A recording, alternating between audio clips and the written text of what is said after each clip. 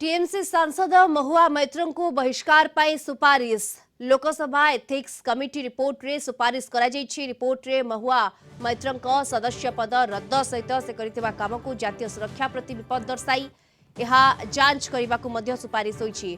प्रश्न पाई लांच नहीं महुआ मैत्र अत्यंत आपत्तिजनक असंवैधानिक घृण्य अपराधिक आचरण देखाइतिबा मध्य कुआ जायछि।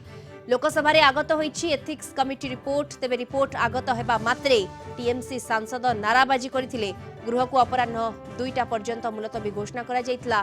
रिपोर्ट लीक होइतिबा अभियोग करी टीएमसी सांसद हंगामा करथिले। लांच नहीं प्रश्न पचारिबा अभियोग मामला रे वर्तमान महुआ मैत्र विरोध में तदंत करथिला लोकसभा एथिक्स कमिटी एवं एथिक्स कमिटी तदंत रिपोर्ट उपस्थापन करिछि। महुआ को बहिष्कार पाई लोकसभा रे आसीपारे मोशन। महुआ कहिसंती सेमाने वस्त्रहरण करथिले। एबे लोके महाभारत रण देखिबे। अन्यपटे दलर समस्त सांसद गृह में उपस्थित रहिबा को व्हिप जारी करिछि बीजेपी। लांच नहीं संसद रे अदानी को टार्गेट करथिले महुआ मैत्र। समय समय पर हमारे ऐसे अवसर भी आए हैं जब हमने इस सदन की गरिमा और प्रतिष्ठा, सदन के उच्च मापदंडों को बनाए रखने के लिए उचित निर्णय भी किए हैं। इस सदन के उच्च मर्यादा और लोकतांत्रिक मूल्य ऐसे मूल सिद्धांत है जिसमें किसी प्रकार का कोई समझौता नहीं किया जा सकता। ऐसे में हमारा दायित्व बनता है कि हम शुद्ध अंतःकरण से, ईमानदारी और कर्तव्यनिष्ठा से इन सिद्धांतों की रक्षा के लिए अपने दायित्वों का निर्वहन करें। हम अपने उच्च आचरण में शुद्धता रखें, शुचिता रखें, अपने व्यवहार को से किसी प्रकार का कोई को कष्ट न हो, हमारे व्यवहार से हमारे कार्य में कोई संदेह न हो, हमारा आचरण ऐसा न हो जिससे कि लोकतंत्र की उच्च मर्यादा और प्रतिष्ठा को कोई ठेस पहुंचे। इस सदन की विशेषता और उच्च मापदंड को बनाए रखने, उन्हें संवर्धित करना इस सदन के सदस्य रूप में हम सबका सामूहिक और सर्वोच्च दायित्व है।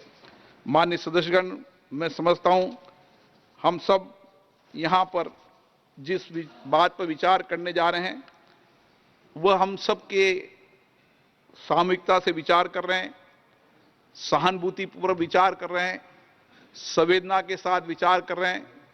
हमें किसी भी सदन में किसी भी सदस्य को, मेरी कोशिश रहती है न मैं सदन से उसको निलंबित करूं, कभी कोई कार्रवाई करूं।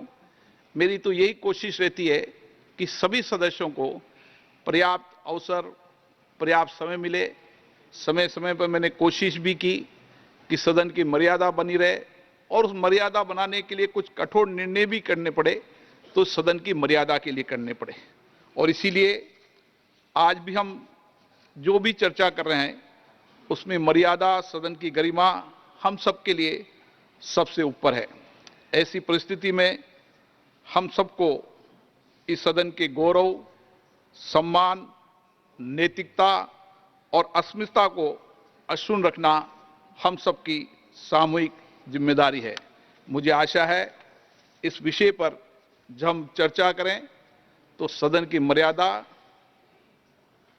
उच्च कोटि की मर्यादा और पूरे देश में इस सदन के प्रति लोगों का विश्वास, भरोसा बना रहे और व्यक्तिगत रूप से भी जिन लोगों ने हमें चुनकर भेजा है, हम व्यक्तिगत आचरण में भी हमारा व्यवहार ऐसा होना चाहिए कि हम लोकतंत्र की उच्च मर्यादा को कायम रख सकें। मैं नियम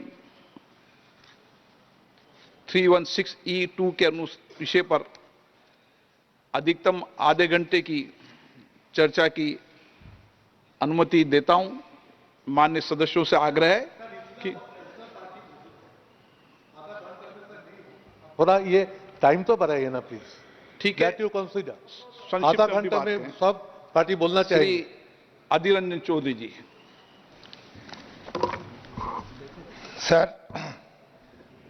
आपने अपना पीड़ा जताई और ये सुनकर हमें ये यकीन हो रहा है कि कम से कम कोई हमारे साथ रहे या ना रहे, हमारे स्पीकर साहब एक कस्टोडियन की होने के नाते सही दिशा पे सही निर्णय जरूर लेंगे।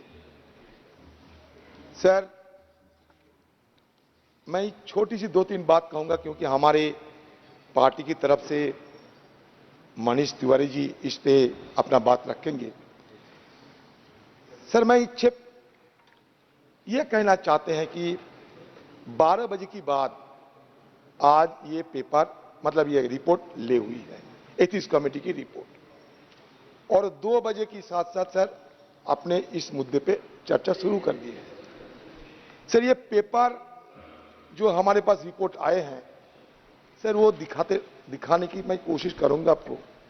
इसे देखिए, 106 पेजेस है और सिर्फ यही नहीं, सारे एनेक्स्चर वगैरह कुल मिला के 495 पेजेस है।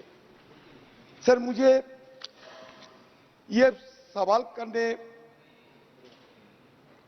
आता है कि कोई ह्यूमनली मतलब कोई हमारे कोई मेंबर जो भी हो इतना जल्दी में मतलब 2 घंटे की मोहलत, और ये 2 घंटे भी नहीं हुई है, 12 बजे की बाद यहां से निकलना, इसको डाउनलोड करना करते करते आधा घंटा पौने घंटे निकल चुके हैं, फिर सर 406 पेजेस है।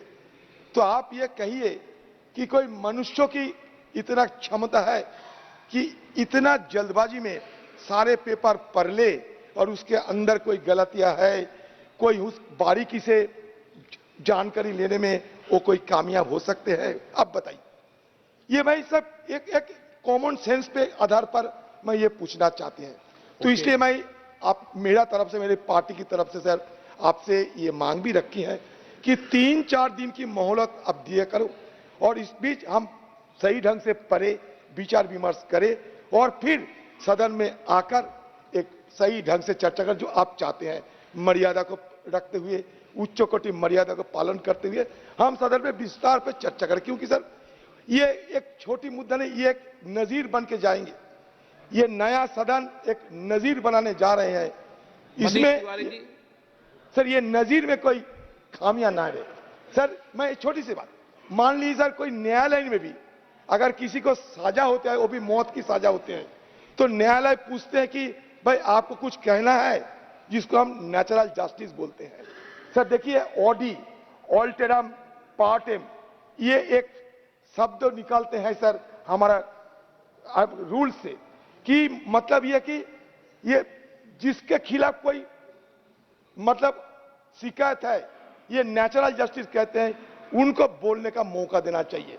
जैसे कि महुआ मत को नाम लिए गए, जिक्र किए गए, उनके खिलाफ शिकायतें हैं, तो उनको तो कम से कम बोलने का मौका देना चाहिए। नहीं, आप खुद बताइए सर, मैं आपकी विचार पर ये छोड़ रहे हैं।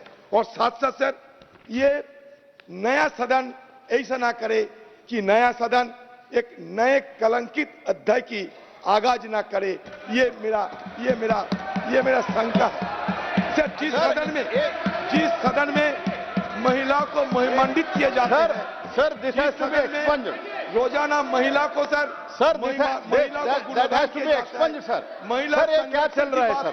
तो चर्चा और जिस सदन में चर्चा और सदन मेरिट पर चलना चाहिए सर। प्रधानमंत्री इसमें जो कि महिला रिपोर्ट में जो है उसका चर्चा चलना चाहिए। और जब 2005 में 10 लोगों को निष्कासित किया गया था, उसी दिन रिपोर्ट दिया गया था और उस टाइम भी 10 लोगों को इधर अपने बात रखने का मौका नहीं दिया गया था। ये रिकॉर्ड पर है।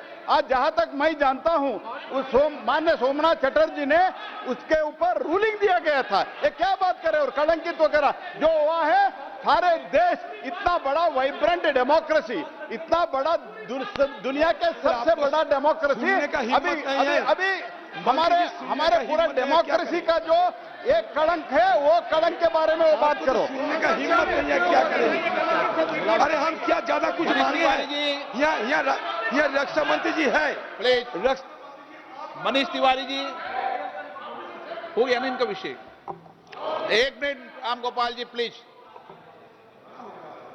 अध्यक्ष जी,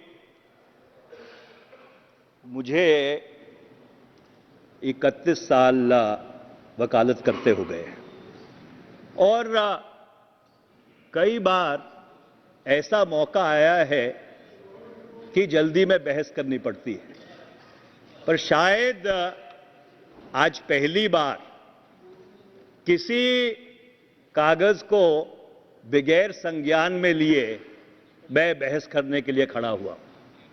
ये बड़ी विडंबना है कि 12 बजे पटल के ऊपर रिपोर्ट रखी जाती है और 2 बजे उसकी बहस लगा दी जाती है। जैसे अधीर रंजन जी ने कहा, heavens would not have fallen, आसमान नहीं गिर जाता अगर 3-4 दिन हमको दे दिए जाते कि इस कागज को, ये जो रिपोर्ट है, इसको संज्ञान में लेकर, इसको पढ़कर अपनी बात एक अच्छे ढंग से हम इस सदन के समक्ष रख सकते, क्योंकि एक बहुत ही संवेदनशील मामले के ऊपर यह सदन फैसला करने जा रहा है। पर अध्यक्ष जी, मैं 4-5 चीजें जो बहुत ही बुनियादी हैं और जो नेचुरल जस्टिस से और जो मौलिक अख्तियार हैं उनसे जुड़ी हुई हैं, उसके ऊपर मैं जरूर अपनी बात कहना चाहता हूं। पहला सवाल यह है अध्यक्ष जी, that can the procedure of the ethics committee override the fundamental principle of natural justice, which is the organizing principle of every justice system in the world? और यह बात मैं इसलिए कह रहा हूं कि हमने जो अखबारों में पढ़ा उससे बहुत साफ तौर पर यह चीज निकल के आई कि जिनको अभियुक्त बनाया गया, जिनके ऊपर लांछन लगाए गए, उनको अपनी बात पूरी तरह रखने का मौका भी नहीं दिया गया। ये किस तरह का प्रोसीजर है? ये किस तरह की न्यायिक प्रक्रिया है? और इसलिए ये जो फंडामेंटल प्रिंसिपल है नेचुरल जस्टिस का, कि जिस व्यक्ति के ऊपर आरोप लगाए जाते हैं, जिसको अभियुक्त बनाया जाता है, उसको अपनी पूरी बात कहने का मौका मिलना चाहिए और जिस व्यक्ति ने आरोप लगाए हैं उसको क्रॉस एग्जामिन करने का मौका मिलना चाहिए। और जहां तक मेरी जानकारी है, जिन लोगों ने आरोप लगाए हैं, ना सुश्री महुआ मित्रा को और ना उनके किसी वकील को उनको क्रॉस एग्जामिन करने का मौका दिया गया। मेरा दूसरा सवाल यह है अध्यक्ष जी, मैंने रूल जो 316 डी है, रूल 300